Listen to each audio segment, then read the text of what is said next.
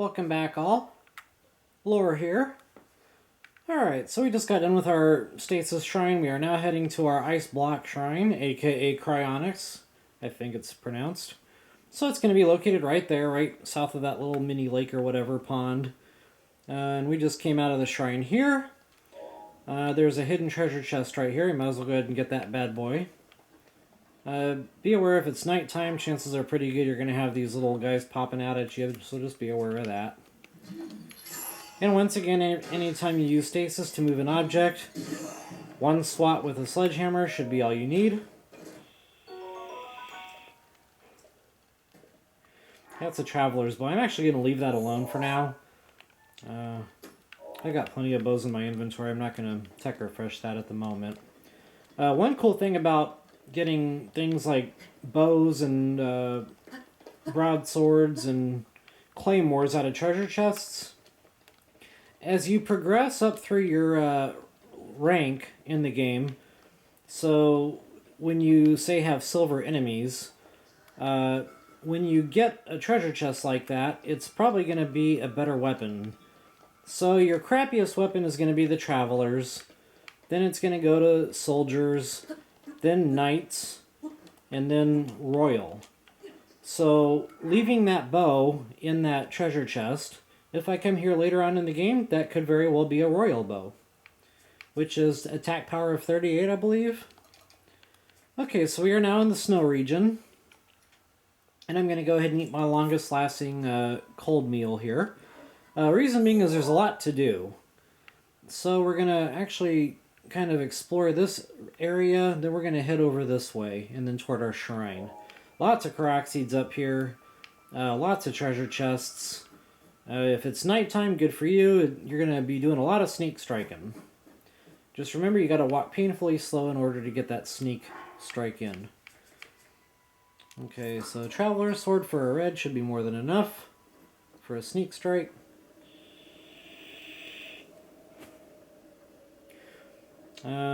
Hardest part about sneak striking is you have to position Link so that he's not close to any objects or pickups, because your icon will say pickup instead of sneak strike, and that's not a good day. Well, something I forgot to mention is sometimes I'll just randomly wake up. I used to think I was doing something wrong, but I spent some time just kind of standing back away from a nest just to observe, and yeah, they would just randomly pop up, take a look around, and then yawn and go back to sleep. So sneak striking comes with that risk. They might just wake up on you. Alright, moving on. I'm going to head along this cliff edge here. There will be another little bad boy nest. Another treasure chest.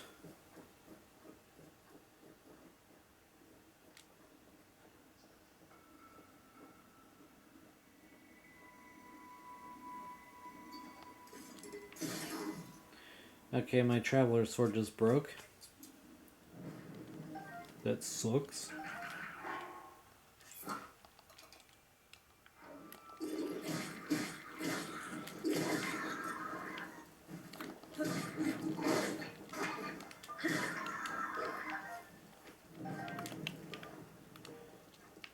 I don't know why those two woke up. I might have hit my sprint button on that one by accident.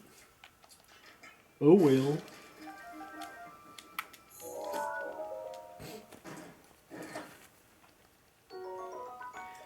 Alright, now we're going to head kind of back the way we came, only we're going to do a little bit of climbing. There is a treasure chest on this ledge right here next to this waterfall.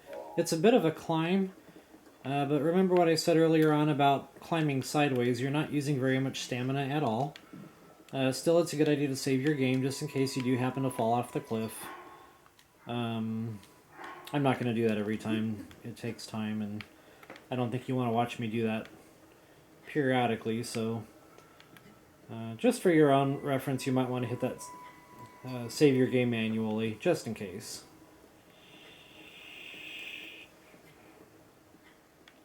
So we're going to kind of climb sideways and slightly up.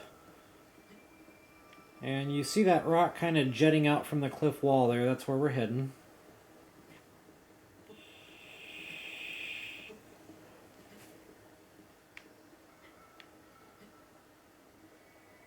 Normally I do a lot more jumping just to kind of save time, but with the length involved in this particular climb, I think I'm going to play it safe.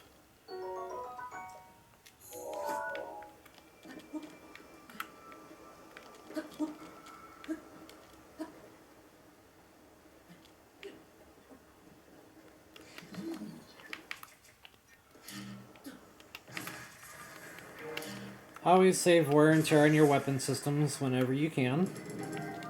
Whenever it's safe to do so, I should say. Oh yeah, another thing about the yellow rune, the stasis rune. Things light up for you. As you can see, that treasure chest up there, it's lighting up. Some people recommend using the red rune, the magnesis rune, to do your searching for treasure. I don't recommend that because it's only going to show you the metal treasure chests. It's not going to show you any wooden treasure chests. Not only that, the yellow stasis will show you other pickups laying around. Mushrooms, dead fish, things of that nature. Monster parts laying around that you might miss otherwise. So, yeah, it's just a good... All around, it's a good search tool.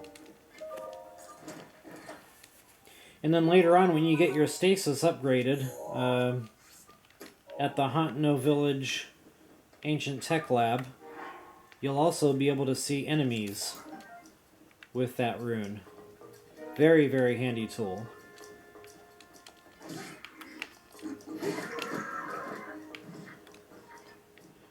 You had to go down there, didn't you?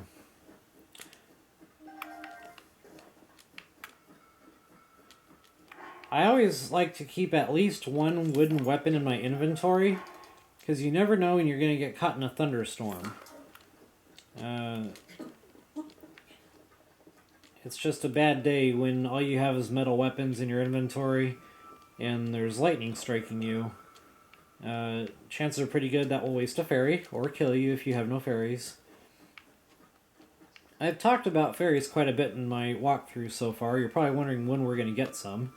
That's another reason I like to go to the rainforest first. There's a little pond out there that we're going to go up, and there's 3 fairies in that pond.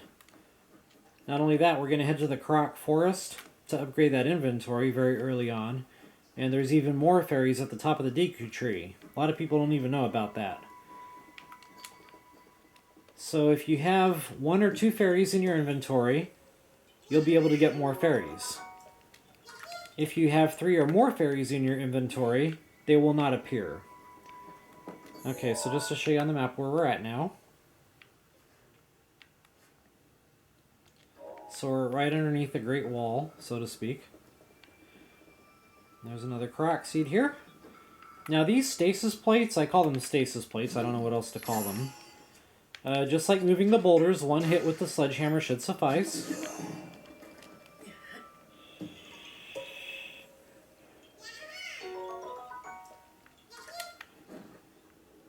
Alright, we're just going to kind of just keep on walking underneath the Great Wall here. I like to walk on the rocky surface. It speeds Link up a little bit. Just be careful not to walk yourself right off the cliff.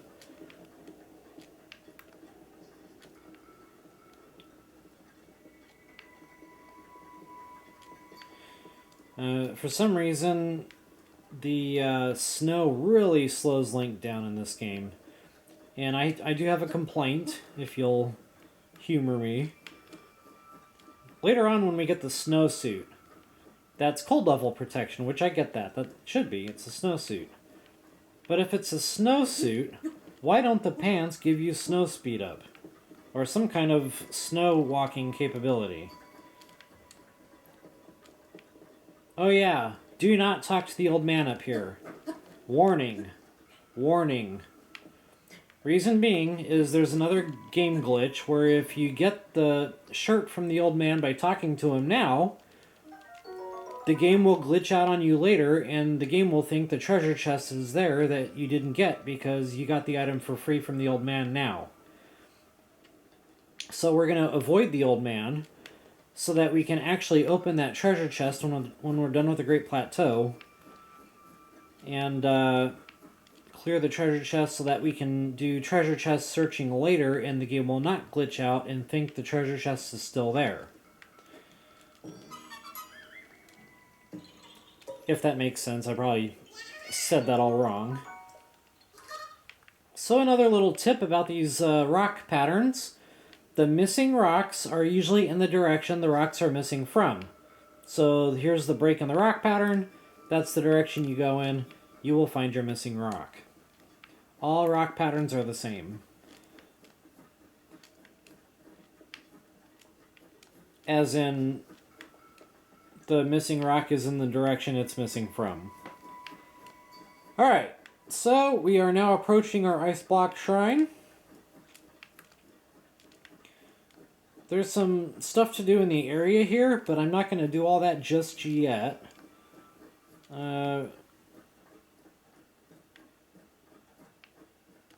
I will get this treasure chest real quick just because it's the third of our downloadable content treasure chests on the Great Plateau. The third and final, I should say.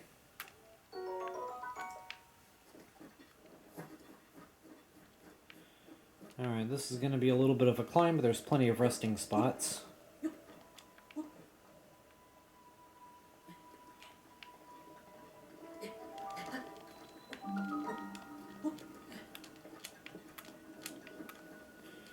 Okay, so we're going to actually get the paraglider, and then we're going to come back here and finish up the area. There's a lot to do right here in this little spot, but it's so much easier to do once we get the paraglider. So for now, we're just going to go ahead and go on in our shrine. We'll go ahead and complete the Great Plateau after this shrine, get our paraglider, and then we're going to come back and finish up this area. How's that? So ice blocks are a pretty handy feature to have in the game.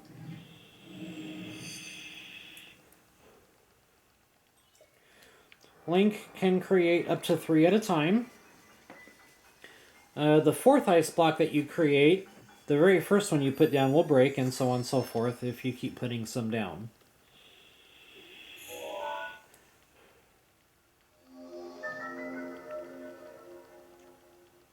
So that's important to know because you don't want to be out in the middle of the lake somewhere and break all your ice blocks by accident.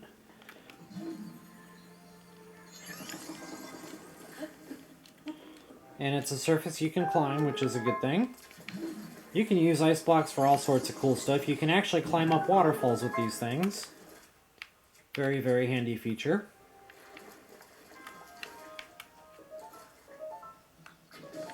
I always try to get those eye shots in. Now, there is a treasure chest in this shrine, but I don't recommend getting it. That's how you would get it if you really want it. You just go on up that way. Reason being is it's just going to be a crappy traveler's spear, I believe. If you come back here late game, that will be a royal spear. Or a royal halberd, as they call it. Oh yeah, if you're having trouble jumping up here, this hangs people up a lot. If you put both of the ice blocks underneath this thing, the game won't let you actually climb up here. It'll just hiccup and you'll get stuck and Link won't actually be able to make that climb. So you have to, kind of put the ice block so that it's, sticking out from underneath that thing a little bit. And then if you're having trouble actually climbing on top of this thing, give yourself a little bit of a running head start. And then jump. Alright folks, so that's our ice block shrine. When we come back, we're going to get our paraglider and finish up with the Great Plateau. Thanks for watching.